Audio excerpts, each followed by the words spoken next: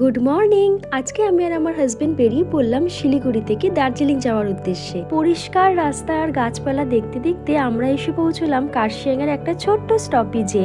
এত সুন্দর পাহাড়ি ঘেরা রাস্তা, আমরা কলকাতার লোকেরা এইটুকু দেখলেই অনেকটা উৎফুল্ল হয়ে পড়ি।